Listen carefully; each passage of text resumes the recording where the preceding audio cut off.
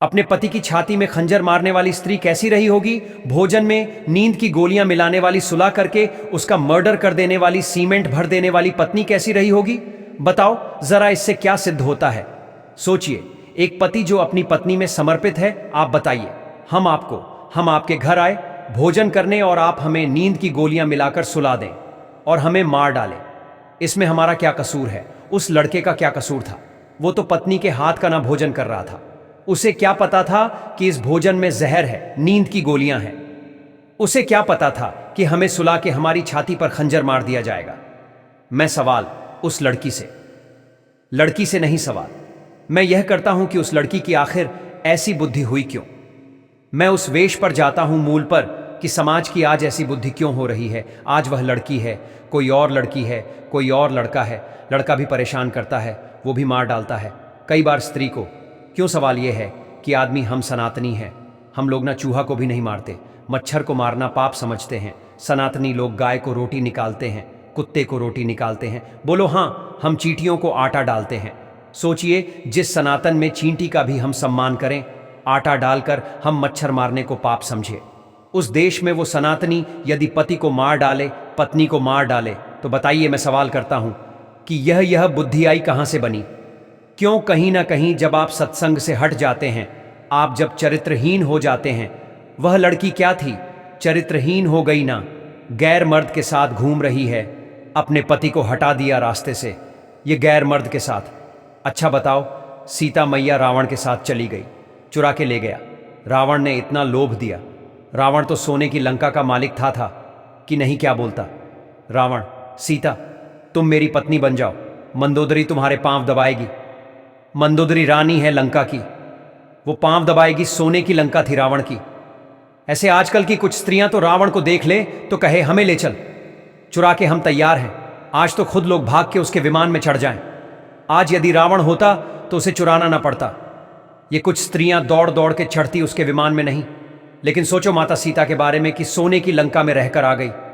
माता सीता, इतना उसने प्रलोभन दिया, इतना प्रलोभन दिया। लेकिन धन्य है, ये नारियों को सीखना चाहिए कि सोने की लंका को लात मार के वनवासी राम के संग रहने सीता मैया आ गई।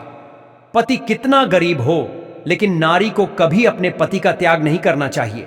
यह सीता मैया ने करके दिखाया है। अब बताइए, ऐसी नारियां जिस देश में हुआ करती थीं कि लंका को लात मार के और वनवास में रहने वाले राम को अपनाए, वरना सीता मैया का भी मन डोल जाता इतना धन देखकर। इसीलिए मेरी मां, अपना धर्म ना जाने देना। तुम्हारा धर्म क्या है? पति के साथ रहना। तुम्हारा धर्म क्या है? तुम्हारे दोनों कुलों की मर्यादा नारी जो होती है, न मर्द गलती करता है, पुरुष गलती करता है, उसे दंड भी मिलता है। लेकिन समाज की दृष्टि नारियों पर ज्यादा है, क्योंकि तुम्हारे ऊपर दो कुलों की जिम्मेदारी है या नहीं?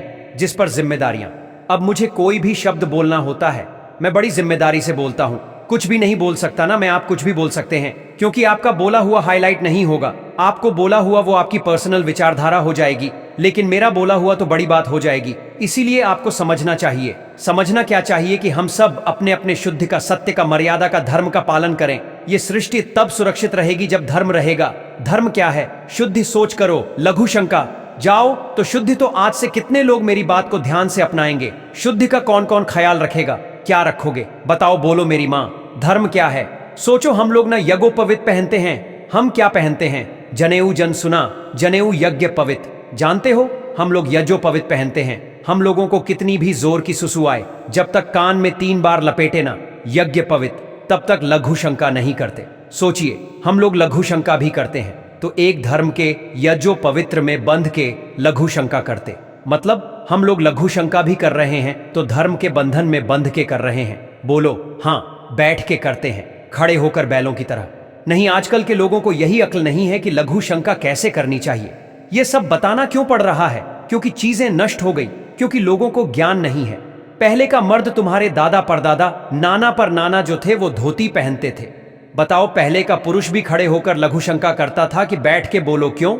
क्योंकि बैठना मर्यादा है, लघु शंका करना भी एक मर्यादा है, नहीं है? अब आप ना माने, आज की आधुनिकता में तो हम क्या करें?